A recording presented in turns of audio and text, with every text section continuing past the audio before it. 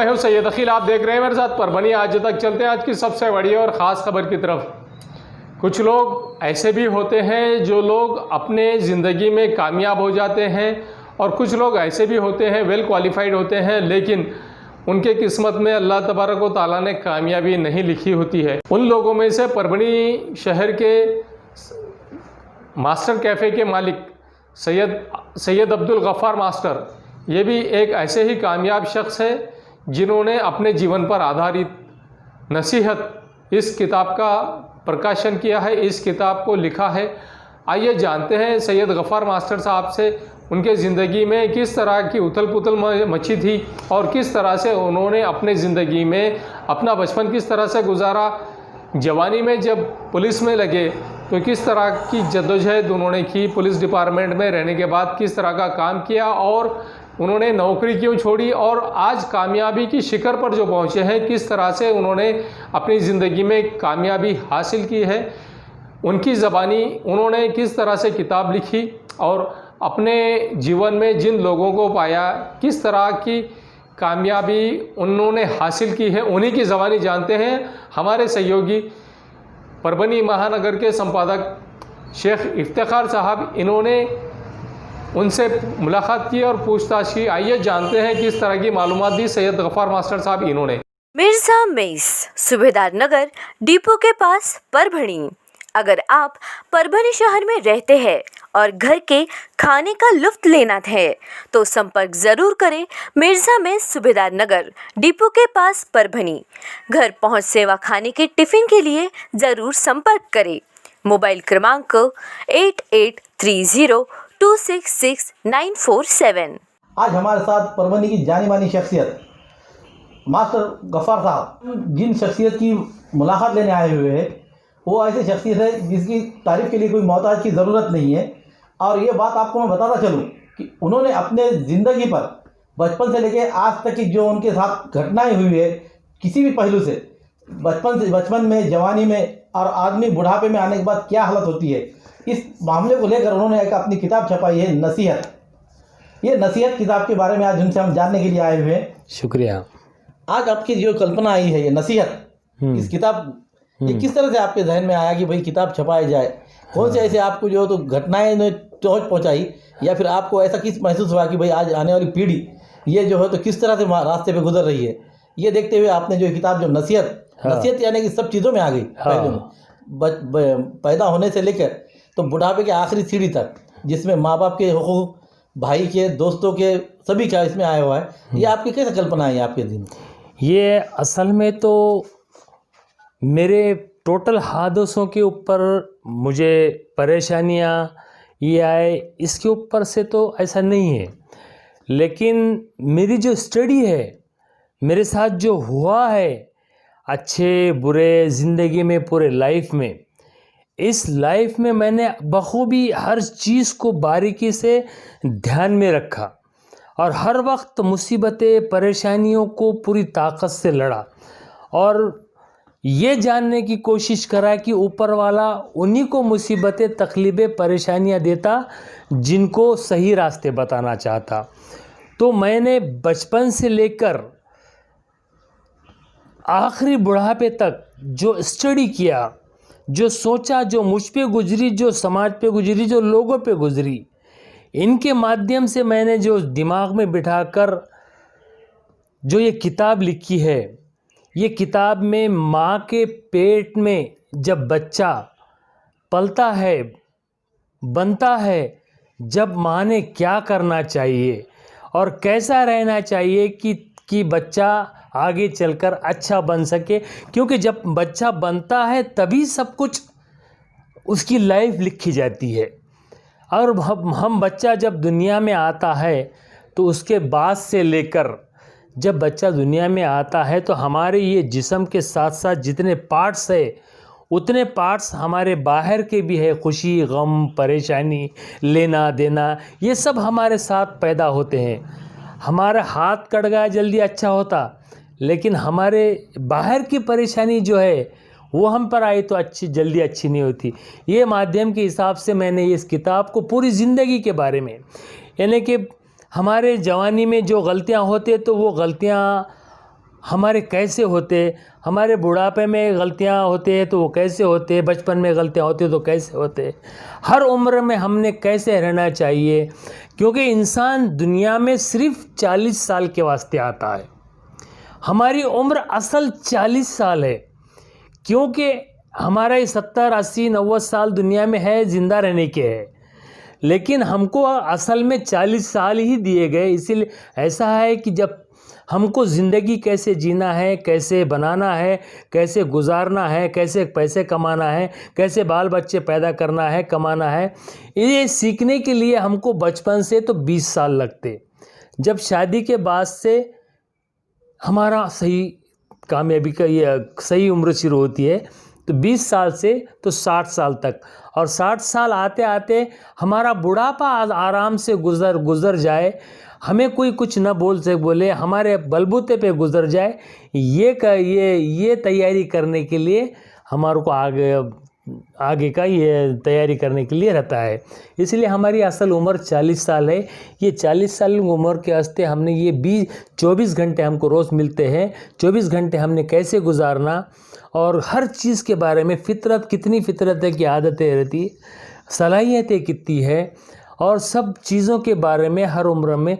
अगर जवानी के में हमारा बच्चा गलती करता, कभी भी हमसे गलती होती है, तो हमने वो सुधारने की गलती सुधारने का वक्त कौन सा रहता, और समझदारी का वक्त कौन सा रहता, सलाहियतें, नसीहतें, फितरतें, इसकी बहुत सारी आदतें, और कौन से शादी के बाद हमारे हालात कैसे रहते, हमें कैसा कमाना पड़ता, आदमी का और औरत का कितना फ़र्क है, और कितना मोहब्बत के बारे में, यानी कि जैसा मियाँ बीवी मिल जाते, उनके सितारे जब मिल जाते, वो ज़िंदगी कैसे बनती, कैसे गुजारना, ये पूरी ज़िंदगी के बारे में मैंने इस किताब में लिखा है।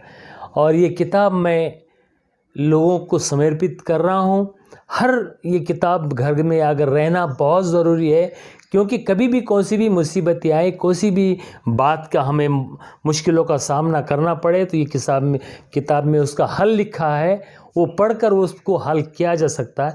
ऊपर वाला उन्हीं को मुसीबतें, परेशानी, तकलीफ़ देता जिनको सही रास्ते बताना चाहता, वो सब इस किताब में लिखा है। SBS इंग्लिश स्पीकिंग क्लासेस, मासूम कॉलोनी, दरगाह रोड, परभनी। अगर आप घर बैठे इंग्लिश में बात करना सीखना है तो आज ही कांटेक्ट करें SBS English speaking classes. Mobile number 9823797828। आने वाले विद्यार्थी जो है, आने वाले युवा पीढ़ी, हाँ। उसके लिए आप क्या नसीहत में जो बताई गई है, ये आप हमारे माध्यम से क्या बताना चाहेंगे? आने वाली पीढ़ी के बारे में जिस तरह से हम हमारी उम्र में रफ्तार देख रहे हैं, जो हर बुराई की चीज़ें आज हमारे घर में घुस चुकी है। मोबाइल एक इतना ख़तरनाक ये स्टंट है, ये है कि वो हमारे घर में घुस चुका है। हमारे बच्चे मोबाइल के बिगैर रहे नहीं हैं, उसमें से हमें कैसे निकालना है। और आने वाली पीढ़ी के सामने और क्या चीज़ें आती। अब हमारे जवानी के दौर में, हमारी ही उम्र के दौर में, बचपन में ये चीज़ें नहीं थी। अब ये उम्र तक ये चीज़ें सामने आई है। अब आगे की पीढ़ी के सामने क्या आएंगे, इसके लिए ये किताब नसीहत अगर हर घर में रही तो वो मसले हल कुछ हद तक हो सकते। लेकिन ज़माना झूठ के दौर पर बहुत गुज़र रहा है, और ये झूठी बातें आज आपको कोई भी सेल करना है, कोई भी दुकान डालना है, कोई भी बात करना है, तो उसको 90% झूठ बात कर वो सामने चीज़ें लाना पड़ रही है, तभी वो सामने वाला कामयाब हो रहा है। इसीलिए इस सारी चीज़ों से हमारे बच्चों को, आने वाली पीढ़ी को बचाना है, तो एजुकेशन हासिल करना बहुत ज़रूरी है। और एजुकेशन हासिल भाई कुछ भी हो, आज लोगों ने, हरियाणा खट्टर सरकार ने 150 लाख रुपए को गवर्नमेंट कोटे में डॉक्टरी पढ़ने के लिए कर, बच्चा कहाँ से देंगे। अब आप गरीब घर का, छोटे घर का बच्चा टॉपर आता है, आप उसको बहुत उठाते हैं, और वो बच्चा फीस कहाँ से 50 लाख रुपए देंगे। तो ये चीज़ें पूरी तैयारी हम आने वाले दिनों की तैयारी करते हुए ज़िंदगी को गुजारना और समाज को समझने की ज़रूरत है। लोगों को समझने की ज़रूरत है। व्यापार करते लोग जो हमसे हमारे सामने जो ज़िंदगी के सामने जो दौर आते, वो चीज़ को पहले समझने की ज़रूरत है ताकि ज़िंदगी अच्छी जाए। और मैं दुआ करता हूँ कि इससे भी ज़्यादा कोई और ख़तरनाक चीज़ें, कोई और मुश्किलों का सामना आने वाली पीढ़ी के सामने न आए। इसीलिए और आए भी तो आने वाली पीढ़ी पूरी तैयारी से ये समझ के कि हमारे सामने ऐसी बातें आने वाली है, ये समझ कर चले तो बहुत अच्छी बात है पीढ़ी। क्वालिटी की तलाश यहाँ खत्म। किंग ऑफ बेल्ट्स, शनिवार बाजार के पास, Nanalpeth corner, Parbhani. Ladies purse, school bag, original leather belt, कमर belt, wallet, body spray, perfume और भी बहुत कुछ। एक बार ज़रूर आए, इस दीपावली पर विशेष ऑफर पाए। किंग ऑफ बेल्ट, शनिवार बाजार, नानलपेट कॉर्नर, परभणी। गफ्फार मास्टर साहब, इन्होंने जो अपनी जो कठिनाइयों से सामना करते हुए आज ऊंची शिखर तक पहुंचे हैं, इसमें उन्होंने जो पहले एक कराटे मास्टर के नाम से जाने जाते थे, वहाँ से इनका नाम गफ्फार मास्टर साहब का जो तो मास्टर लगाया गया, और वो मास्टर बनने की वजह आज उन्होंने हेड मास्टर है। ये वजह बोलना मैं इसलिए मानता हूँ कि उन्होंने जिस कराटे क्लास की जो मास्टर की क्लासेस लेते थे, आज उनके कई शिष्य ऐसे हैं कि जो मास्टर बनकर आज ब्लैक बेल्ट से ऊपर आए हुए, लेकिन इन्होंने जो कठिनाइयों से लेते हुए आज इस शिखर पर पहुँचे, इसकी जिसमें हर एक का ये होता है, उसमें मदद होती है। माँ बाप हो, दोस्त हो, भाई हो, बहन हो, या फिर दिगर अपने जो अनदेखे जो पर्दे के पीछे जैसे होते हैं, वैसे शख्सियत के पीछे भी लोग कामयाबी के पीछे लगे हो रहे थे। इस तरह मास्टर साहब का जो जैसा मैंने बताया हूँ कि भाई कराटे कुंकू फाइटर से जो मास्टर बने हैं, आज जो तो हेड मास्टर के रूप पर आए, इसके पीछे आप पूरी तरह से जुस्तजू लेकर जिस तरह आज शिखर पर पहुँचे, इसके कारण क्या क्या है? इफ्तिखार भाई, मेरी कामयाबी का राज है मेरी सोच और मेरी समझ। मैं सिर्फ सोच के आगे नहीं बढ़ता, उसको समझ कर आगे बढ़ता हूँ।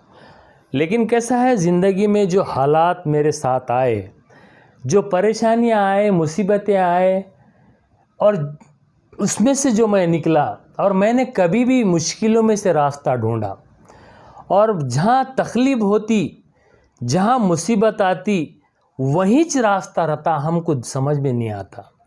मैंने वो तकलीफ़ में रास्ता निकाला। वो तकलीफ़ में जितनी मुझे ज़्यादा तकलीफ़ होते गई, समाज में मैं सबसे पहले 18 साल की उम्र था, पुलिस डिपार्टमेंट में भर्ती हुआ। पुलिस डिपार्टमेंट में भर्ती हुआ, पीएसआई का एग्ज़ाम दिया। पीएसआई का एग्ज़ाम देने के बाद फेल हो गया और मैंने वो नौकरी छोड़ दी। नौकरी छोड़ने के बाद मुझे कठिनाई तो आई है, लेकिन मैं जब लोगों के सामने गया, मैं फिर से स्टंट बनना चाहता था, कुछ करना चाहता था। लोगों ने सारी तकलीफ़ें दी, मुसीबतें बहुत सारी आती है, मुश्किलें बहुत सारी आती है, लेकिन उसी में से ही रास्ता निकालना पड़ता। और जिसको मुसीबत नहीं आती, जिसको तकलीफ़ नहीं आती, उसको रास्ते भी नहीं मिलते रहते। हम जो भी चीज़ करते हैं तो तकलीफ़ पहले आती रहती है, जो भी चीज़। तो वो चीज़ों से मैं फिर उसके बाद कराटे क्लास चलाया। कराटे से मेरी ज़िंदगी नहीं बन सकी। कुछ टाइम मैं होटल में काम किया, मैनेजर बोल के आर.के. होटल में। वहाँ भी मुझे ये नहीं मिला। कुछ दोस्त मिले मुझे कि इलेक्शन में खड़े जाओ। फिर मैं नगर सेवक बना, शिक्षण सभापति बना, बांधकाम सभापति बना। फिर मेरी लाइफ नहीं बनी। 700 रुपये लगा के मैं नगर पालिका में नगर सेवक बना था 1991 में।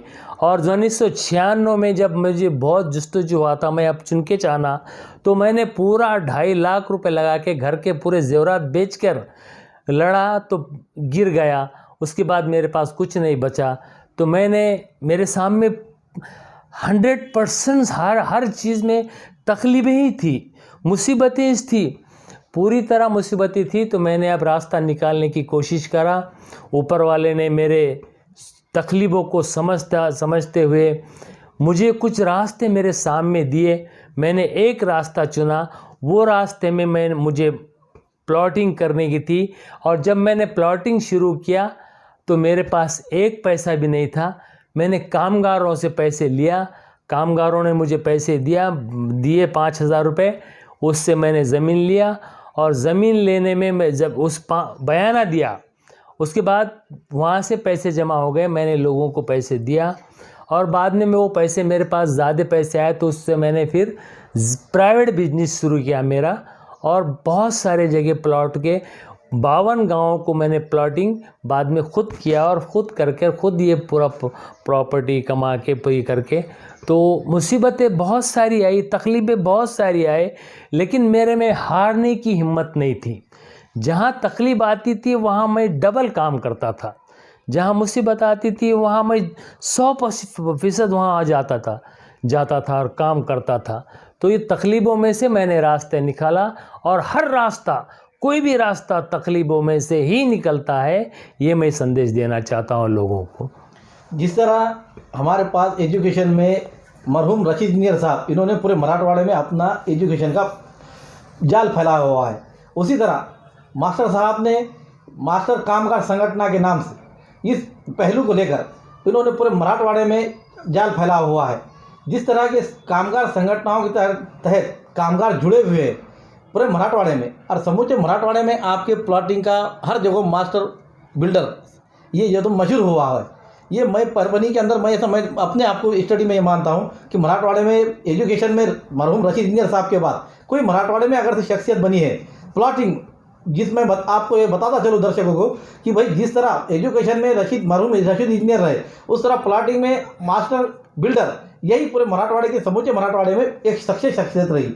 ये शख्सियत होने के कारण उन्होंने आज हम उनके पास यहाँ पहुँचे हैं। उन्होंने जो किताब लिखी है नसीहत मायने क्या, हर चीज़ की नसीहत ये इसलिए बताई जा रही है कि नसीहत उन पर जो पहलू जिन्होंने आज बताया कि एक मामूली कांस्टेबल कोई मामूली नहीं होता है, लेकिन यहाँ से उन्होंने शिक्षा करते हुए आए, उसके बाद राजनीतिक में गए, राजनीति के बाद सामाजिक कार्यों में आए, सामाजिक कार्य के बाद आप जो तो 2 से 3 पार्टी में रहे, जिसके अंदर आपने समाजवादी पार्टी में बहुत अच्छा काम किया, लेकिन वहाँ पर आपको वरिष्ठ पदाधिकारियों ने कुछ आपके ऊंचाई को देखते हुए जलन बोलो या हम ऐसा समझेंगे कि वहाँ पर जो तो आपने एक अपना ब्रेक जिस उस पीरियड में, जबकि ख्वाजा यूनुस परभनी शहर में एक हादसा हुआ था, उस हादसे पे आपने एक गृह मंत्री के क्लियर का, मैं ये उसका गवाह हूँ कि जिस वक्त छगन भुजबल गृह मंत्री थे, आपने सिविल हॉस्पिटल में सब में बड़ी आवाज़ उठाई थी। तो ऐसे शख्सियत से हम आज मिलने आए हुए, और ये आज उन्होंने जो हमको बातें बताई है, तो मैं समझता हूँ कि हमारे दर्शकों के लिए कि एक उनके लिए भी कामयाबी का पहलू रहेगा। मैं आपको एक बात और ये बताना चलूँ कि गफ़ार मास्टर साहब ने जब भी उनकी जितनी ज़रूरत है उतनी ज़रूरतों के लिए अपना पैसा इस्तेमाल किया, बाकी पैसा अपने दोस्त अहबाब और ज़रूरतमंदों के लिए इस्तेमाल किया। आज वो जो जिस भी हालत में है, ये उन्होंने अपना अल्लाह का शुक्र मानते हुए आज उनकी जो फैमिली है आज खुशी खां से रहते हुए उन्होंने ये बताया कि मैं आज मामूली कांस्टेबल से लेकर आज कराटे मास्टर से लेकर आज ये शिखर पर पहुँचा हूँ, ये बस उनकी दुआओं की बदौलत है। मैं ये कहकर आज उनसे विदाई लेता हूँ। खुदा हाफिज़। शुक्रिया। मैं हूं सैयद अखिल, आप देखते रहिए मेरे साथ परभनी आज तक। आप हमारे चैनल को सब्सक्राइब करें, सब्सक्राइब करने के बाद बेल आइकन का बटन ज़रूर दबाएं। उसी के साथ आप हमारे चैनल को लाइक करें, शेयर करें और कमेंट करना ना भूलें। मुझे दीजिए इजाज़त। जय हिंद। अगर आपके पास आपके पड़ोस में किसी को मुड़व्याध है, बगंदर है, नासूर है, तो आप फिक्र ना करें, डॉक्टर राव से कांटेक्ट करें। ये उनका पता है, साई क्लिनिक व nursing home, Gawane Chowk, Parbhani. Doctor Rao को 40 साल का तजुर्बा है, Gawane Chowk, Parbhani. Mobile number 9890090925। Second number 9420621924। Parbhani Aaj Tak आप हमारे YouTube चैनल को लाइक करें, कमेंट करें, शेयर करें और सब्सक्राइब तो जरूर करें। आपकी आवाज परभणी आज तक। आप हमें फेसबुक पर भी फॉलो कर सकते हैं, सैयद अकील।